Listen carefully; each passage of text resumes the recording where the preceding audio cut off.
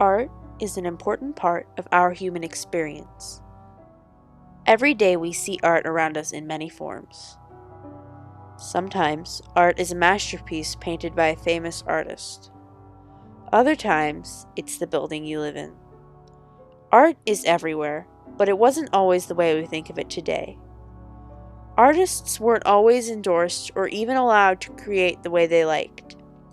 Artists in France were confined to one way of painting.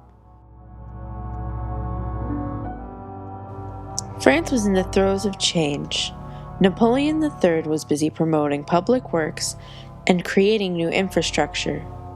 He was changing the nation, so the attitudes and behaviors of people changed too.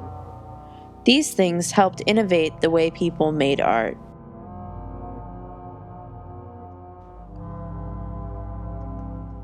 From the mid-1860s to the late 1880s, French Impressionists like Edgar Degas, Claude Monet, Pierre-Auguste Renoir, Camille Pissarro, Alfred Sisley, Paul Cézanne, and others defied official salons. The traditional salons denied the Impressionists' work and called it sloppy. So, the Impressionists stood up to the salons on their own. Painters of the Impressionist movement started using more color and painted scenes that made you feel like you were in the painting. Many sculptures were made in the same way, with less definition.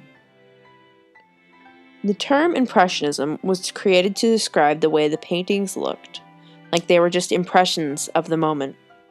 Painters surrounded by a changing country were inspired to create something new. The art in traditional salons was done in the style of the Academy, so when some of the Impressionists tried to submit works, they were rejected.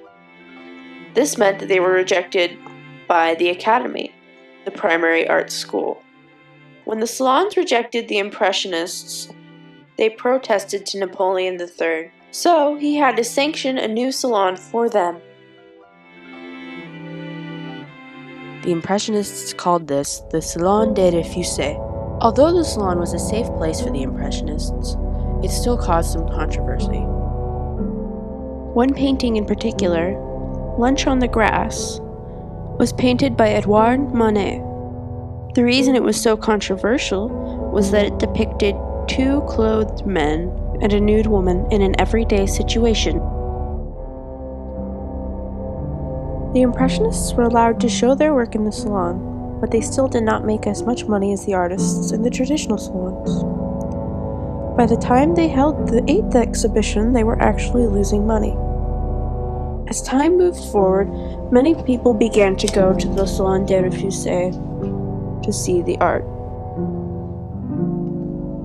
And so, the stand the Impressionists took improved the artistic freedom and lives of everyone of that time period.